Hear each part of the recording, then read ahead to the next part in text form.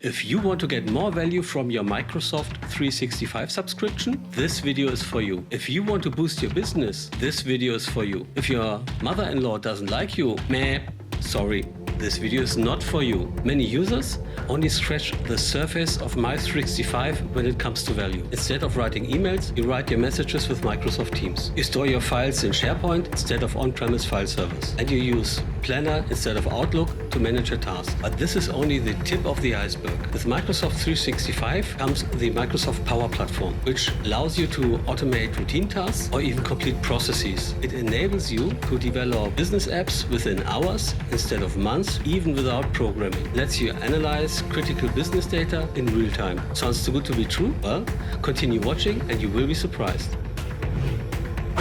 This is episode 2 on the use case on how to turn defective products into profit. If you missed episode 1, watch it first. I'll put you the link down in the description.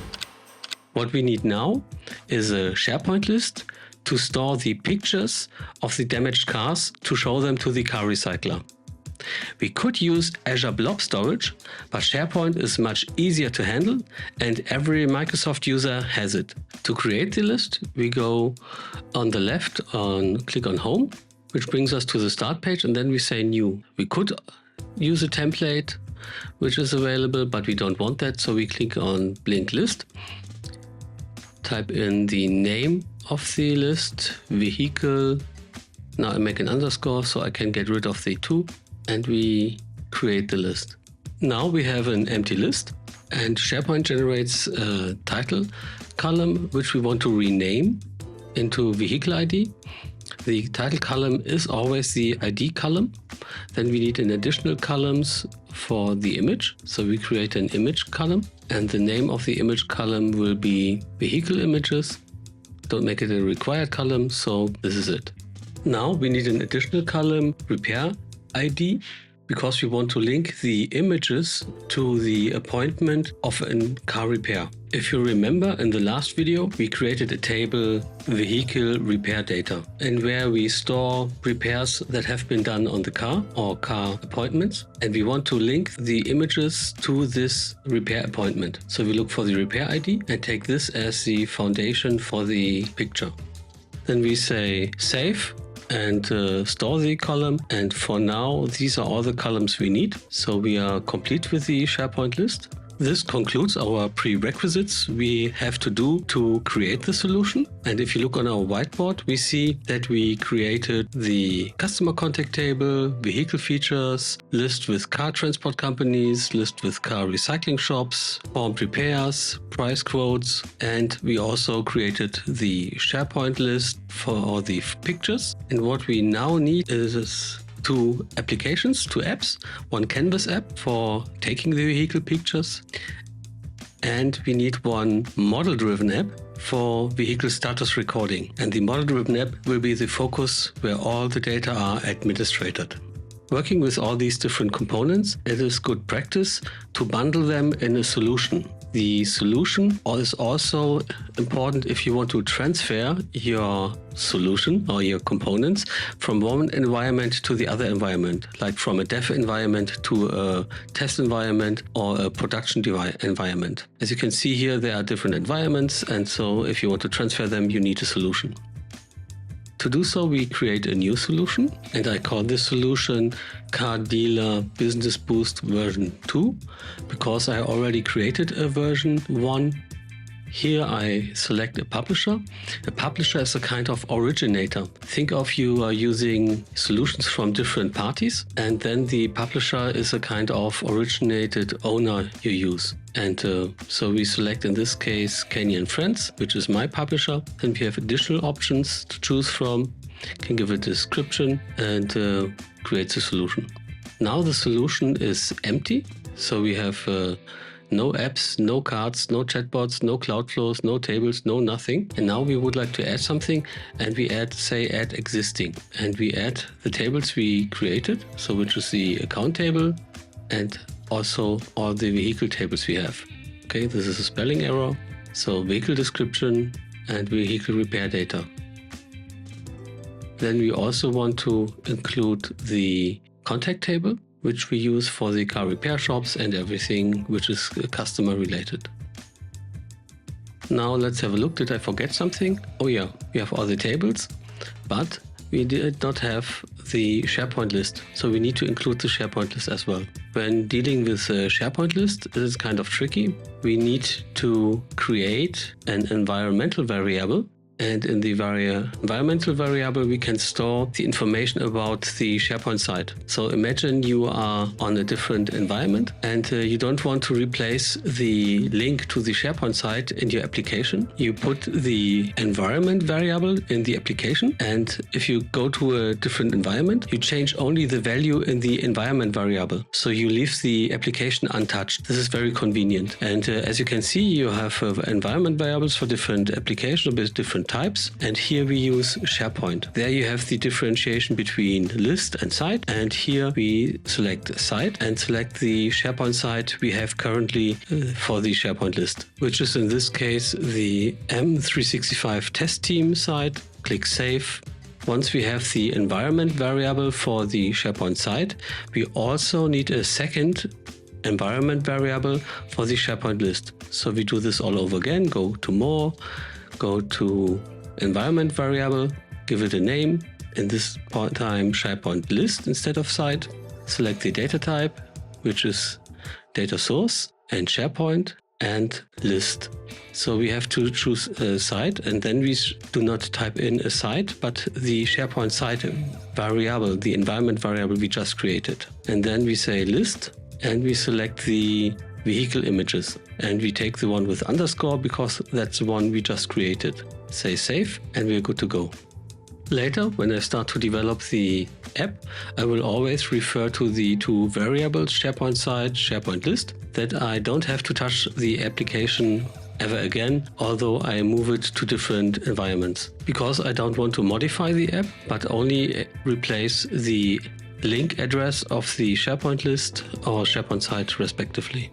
Now we start with the model-driven app, and to do so we say New App, and you see the different application types. So we want to create a model-driven app, so we click on Model-driven App, and we get asked for a name. The name we take is Car Dealer Business Boost. This name is already existing, so we call it V2. And then we see the editor or the studio for creating model-driven apps. As you can see, our solution is very empty. So I want to add our tables we created before. So we say New, select Dataverse table for a new page. We have also dashboard, URL, web resource, custom page. Say next, and then we select the tables. So we have the account table, but now we want to also have the contact. So we take the contact table, and then we have our vehicle tables. Vehicle description, price quotes, and vehicle repair data. And click Add. And now we have our tables already in the solution. And what you see here is a preview. So we can click on Play. To do that, we need to say Save and Continue. And our solution opens in a new tab. So with all the prerequisites we already did, we have with a few clicks a complete new application with accounts, contacts, vehicle descriptions, price quotes, repair data, everything we did before. And here what you see is a view. So you see the list of already existing data records for all the tables. And if you click on one, you see the details of this record in a form. And we can try the new look, which makes it more fancy and more structured. This is an input form, but also a view form for the record of repair data. We can save, close, run reports, create a new record, deactivate this record, delete the record, refresh the data if we have seen it very long open, check the access, assign it to certain persons or users, more to say. Yeah, in this case, I'm the owner. Then we also can start flows. We can start flows from here, create a Word template out of this forms. If I want to do a serial letter, can email a link to share the record, all kinds of things. All this with a few clicks. Now we go to the account table, and what we see here is called a view. We've seen this before in the editing mode when with the table. And this shows the strengths of Dataverse. Dataverse is not just a database that provides tables, but it also provides different views on the data and also the editing and display forms and many things more. With Dataverse, you can create a complete application with a few clicks without any programming. And as you can see here, these are the different views which are already existing and where I filter the data in a different way. Yeah. So no programming, no installation, no nothing, just a few clicks and you have a complete application thanks to Dataverse. Now I go back to the development view and I go on tables and here on the account table. And here you first see the view of the data that are in there, but you also see under data experiences the different components of Dataverse tables, like the views we had before. And here you see all the views we just saw in the application. If you go back to the application, you see no campaign activities in the last 3 months. And we see the same view here in Dataverse. And when we click on it, we can modify it. Here I have an Excel-like representation. I have the column headers, which reflect the column of the table. And below I see the data values.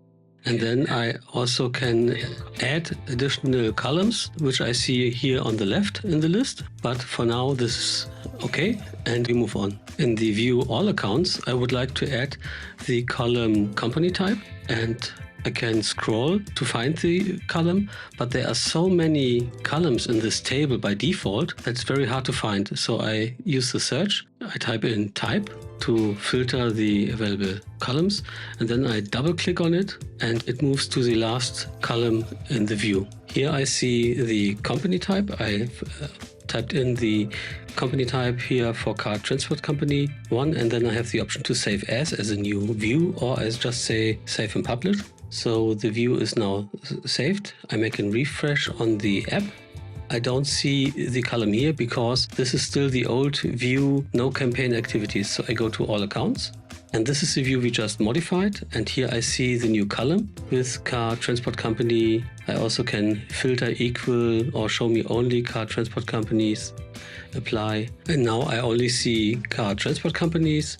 I just have one, so I only see one company. This is a huge benefit of Dataverse, that I not only have a database and tables, but also already the infrastructure like views and forms and everything else we will look at for developing complete application without any programming. Now I want to take a closer look into forms. In forms we have different types of forms like the main form, quick view form, cards and many more. At this point I would like to go to the main form account. The main form is reflected in the app if I go on one single data record. And here we are in the accounts tables and we look at the record. And here we have the same thing, summary. I see the details tab in the development view and I see the details tab in the app. I see related, where I can do a lot of actions or look at related data tables. And here I have a timeline. And in the development view, I also have here the timeline. I have the account information. And here we have a ticker symbol, which is in there by default. But car repair shops are most likely not rated at the stock exchange, so we delete that. But what I want to have is the company type. So I search for company type. And then with drag and drop, I can insert the company type into the form. Say save and publish, or save only, or save as a copy, but I want to save and publish, that we can take a look at it directly. Here in parent account, for each field or column, I can have a number of options like hide label and many more. In future videos, we will go in detail into the options I have here. This is a very important aspect of the Power Platform of model-driven apps. But at this point, I only want to show how easy it is to create an application without programming and how easy it is to implement new business cases in the Power Platform. One more time, I go to the app and here I still see the ticker symbol. But if I refresh the page, I see the table field company type, which I just added to the form without major deployment effort or compilation or anything. We finished the development of the MVP of the desktop app, and in the next video we will continue to develop the mobile app for taking pictures from the damaged car for the car recycler. If you like this kind of content, please like and subscribe. You will be informed of the next video, and it gives me a good idea whether you like my content or not. And if you have feedback for improvements, I'm happy to hear that, so please leave me a comment. Thank you very much, and see you in the next video.